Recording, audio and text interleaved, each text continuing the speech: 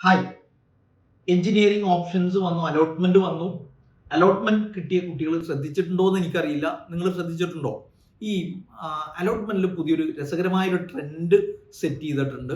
കഴിഞ്ഞ കൊല്ലം കമ്പ്യൂട്ടർ സയൻസിനായിരുന്നു കൂടുതൽ പ്രിഫറൻസ് എങ്കിൽ ആ പ്രിഫറൻസ് കുറച്ചൊന്ന് ഇലക്ട്രോണിക്സ് ആൻഡ് കമ്മ്യൂണിക്കേഷനിലേക്ക് ചെറുതായിട്ടൊന്ന് മാറിയിട്ടുണ്ടോ എന്നൊരു സംശയമുണ്ട്.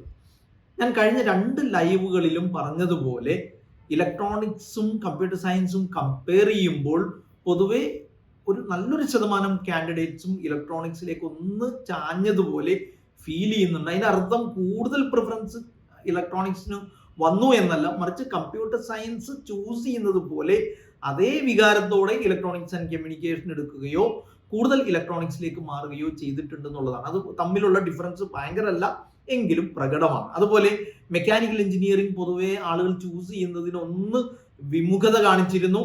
അത് മാറിക്കൊണ്ടിരിക്കുന്നു. മെക്കാനിക്കലിലേക്ക് പതുക്കെ മാറിയിട്ടുണ്ട്. കൂടുതൽ ആളുകൾ ചൂസ് ചെയ്യുന്ന ഒരു ലെവലിലേക്ക് മെക്കാനിക്കൽ വന്നത് അത് ഒരു പക്ഷേ കഴിഞ്ഞ വർഷം മെക്കാനിക്കൽ പ്ലേസ്മെന്റ് റിലേറ്റീവ്ലി കൂടിയത് കൊണ്ടായിരിക്കും.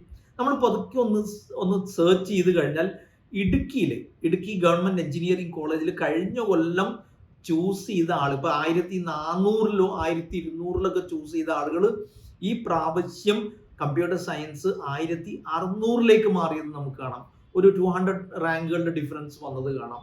ദെൻ അതുപോലെ തന്നെ കഴിഞ്ഞ കൊല്ലം 200 ചില്ലുവാനമായിരുന്നു ട്രിവാൻഡ്രത്ത് കമ്പ്യൂട്ടർ സയൻസ് എങ്കിൽ ഈ പ്രാവശ്യം അത് 300 ചില്ലാത്തിലേക്കാണ് ഫസ്റ്റ് അലോട്ട്മെന്റ് വന്നത്. അപ്പൊ ഫസ്റ്റ് അലോട്ട്മെന്റിലെ ട്രെൻഡുകൾ ഇൻഡിക്കേറ്റ് ചെയ്യുന്നത് കമ്പ്യൂട്ടർ സയൻസിനേക്കാൾ അതുപോലെ തന്നെ ഇലക്ട്രോണിക്സ് ആൻഡ് കമ്മ്യൂണിക്കേഷൻ ഓപ്റ്റ് ചെയ്യുന്നുണ്ട് ആളുകൾ എന്നതാണ്.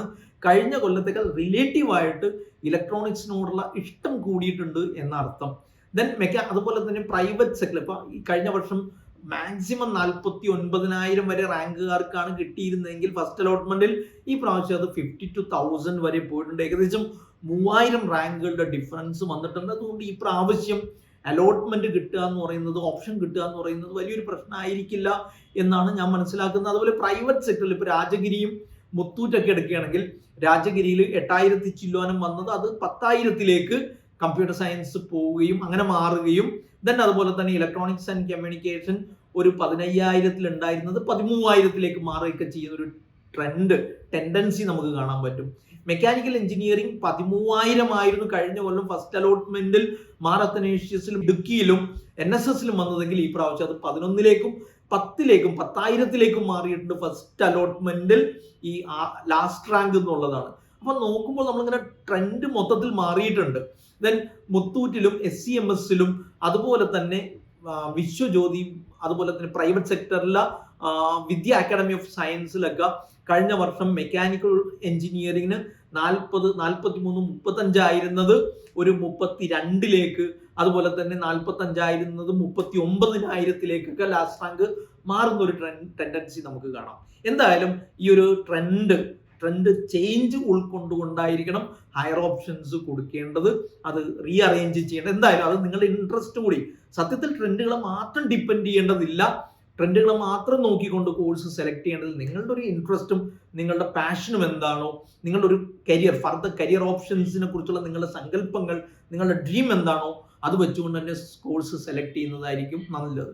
വളരെ പ്രധാനപ്പെട്ട 2-3 കാര്യങ്ങൾ പെട്ടെന്ന് ഞാൻ ഓടിച്ചു പോവുകയാണ്. ഫസ്റ്റ് അലോട്ട്മെന്റിൽ സീറ്റ് കിട്ടിയ ആളുകൾ നിർബന്ധമായിട്ടും 13-ാം തീയതിക്കുള്ളിൽ ഫീസ് അടയ്ക്കേണ്ടതുണ്ട്. ഫീസ് അടച്ചില്ല എങ്കിൽ നിങ്ങൾ അലോട്ട്മെന്റ് പ്രോസസ്സിൽ നിന്ന് പുറത്താവുകയും നിങ്ങൾക്ക് ഇപ്പൊ കിട്ടിയിരിക്കുന്ന അഡ്മിഷൻ ക്യാൻസൽ ആവുകയും ചെയ്യും. അത് മറക്കാതിരിക്കുക. നമ്മൾ പൊതുവെ വിചാരിക്കും എനിക്ക് 3000 റാങ്ക് ഉണ്ട്, ഇപ്പൊ എനിക്ക് കിട്ടിയത് ഇടുക്കിയിലാണ്, എന്റെ റാങ്ക് വെച്ചുകൊണ്ട് മാറത്തനേഷ്യസിലേക്ക് കിട്ടാൻ സാധ്യത ഉണ്ട്, അതുകൊണ്ട് അത് കിട്ടുന്നത് വരെ വെയിറ്റ് ചെയ്യാം എന്ന് ചിന്തിച്ച് കാത്തു നിന്നാൽ അഡ്മിഷൻ ക്യാൻസൽ ആയി പോവും. അതുകൊണ്ട് ഫീസ് അടച്ചേക്കണം. രണ്ടാമത്തത്, ഫീസ് അടച്ചു കഴിഞ്ഞാൽ ഫീസ് അടച്ച റെസിപ്റ്റ് നിങ്ങൾ ഡൗൺലോഡ് ചെയ്ത് സൂക്ഷിച്ചു വെക്കണം. ദെൻ അതിൻ്റെ ഒരു പ്രിന്റ് എടുക്കണം. ദെൻ അതോടൊപ്പം തന്നെ നിങ്ങൾ നിങ്ങളുടെ അലോട്ട്മെന്റ് മെമ്മോ അതൊന്ന് പ്രിന്റ് എടുത്ത് വെക്കുക. ദെൻ അതുപോലെ കോളേജിൽ ജോയിൻ ചെയ്യാൻ പറഞ്ഞിട്ടില്ല, സെക്കൻഡ് അലോട്ട്മെന്റിലായിരിക്കും കോളേജിൽ ജോയിൻ ചെയ്യാൻ പറയുന്നത്. സെക്കൻഡ് അലോട്ട്മെന്റിന് വേണ്ടി ഓപ്ഷൻ രജിസ്റ്റർ ചെയ്യാൻ, ഓപ്ഷൻ റീഅറേഞ്ച് ചെയ്യാൻ പുതുതായിട്ട് രജിസ്റ്റർ ചെയ്യാൻ കഴിയില്ല, റീഅറേഞ്ച് ചെയ്യാനേ പറ്റുള്ളൂ. അപ്പൊ നിങ്ങൾ ആദ്യം കൊടുത്തിരിക്കുന്ന എത്ര ബ്രാഞ്ച് ആണോ, ഓപ്ഷൻ ആണോ, ആ ഓപ്ഷൻ മാത്രം നിലനിൽക്കും. പുതുതായിട്ടൊന്നും ആഡ് ചെയ്യാൻ പറ്റില്ല. ഏതെങ്കിലും കോളേജിൽ പുതിയ ബ്രാഞ്ചോ പുതിയ കോഴ്സോ വന്നിട്ടുണ്ടെങ്കിൽ അത് നിങ്ങൾക്ക് ആഡ് ചെയ്യാം. അപ്പോൾ നിലവിലുള്ള നിങ്ങളുടെ ഓപ്ഷനുകളെല്ലാം ഹയർ ഓപ്ഷൻ ആയിട്ട് പരിഗണിക്കപ്പെടും. ആ ഹയർ ഓപ്ഷൻ മാറ്റം വരുത്താൻ നിങ്ങൾക്ക് താല്പര്യം ഉണ്ടെങ്കിൽ റീഅറേഞ്ച് ചെയ്യണമെന്നുണ്ടെങ്കിൽ അങ്ങനെ ചെയ്യാം. പക്ഷെ ശ്രദ്ധിക്കേണ്ട ഒരു കാര്യം, നിങ്ങൾ ഹയർ ഓപ്ഷൻ കൊടുത്തപ്പോൾ 30 എണ്ണം കൊടുത്തു, 25ാമത്തതിലാണ് നിങ്ങൾക്ക് കിട്ടിയത്. താഴെയുള്ളതൊക്കെ ക്യാൻസൽ ആയി പോകും. 25ന് മേലെ 24 വരെ ഉള്ളതൊക്കെ ഹയർ ഓപ്ഷൻ ആയിട്ട് പരിഗണിക്കും. അതങ്ങനെ ഉണ്ടല്ലോ, അവിടെ കിടക്കുന്നുണ്ടല്ലോ എന്ന് വിചാരിച്ച് നിങ്ങൾ കയറി ചെക്ക് ചെയ്യാതിരിക്കരുത്. സെക്കൻഡ് അലോട്ട്മെന്റിന് വേണ്ടി ഓപ്ഷൻ ഓപ്പൺ ആയി കിട്ടുമ്പോൾ റീഅറേഞ്ച് ചെയ്യാൻ അതിന് മുമ്പ് അതൊന്ന് കൺഫേം ചെയ്താലേ സെക്കൻഡ് അലോട്ട്മെന്റിലേക്ക് നമ്മൾ പോവുള്ളൂ. അത് പ്രത്യേകം ശ്രദ്ധിക്കുക. ഏതായാലും കോളേജിൽ ജോയിൻ ചെയ്യാൻ പറയുന്നത് മിക്കവാറും സെക്കൻഡ് അലോട്ട്മെന്റിന് ശേഷമായിരിക്കും. എന്തായാലും സെക്കൻഡ് അലോട്ട്മെന്റിന് ശേഷമാണ് ജോയിൻ ചെയ്യാൻ പറയുന്നതെങ്കിൽ പോലും നിങ്ങൾ നിങ്ങളുടെ ഡോക്യുമെന്റ്സ് ഒക്കെ റെഡിയാക്കി വെക്കണം. അത് എല്ലാം, പ്രത്യേകിച്ച് നിങ്ങളുടെ TC-യും സ്വഭാവ സർട്ടിഫിക്കറ്റും അതുപോലെ തന്നെ NCL-ഉം, നോൺ OBC ആണെങ്കിൽ NCL ഒക്കെ, കമ്മ്യൂണിറ്റി സർട്ടിഫിക്കറ്റ് ഒക്കെ റെഡിയാക്കി വെച്ചേക്കുക.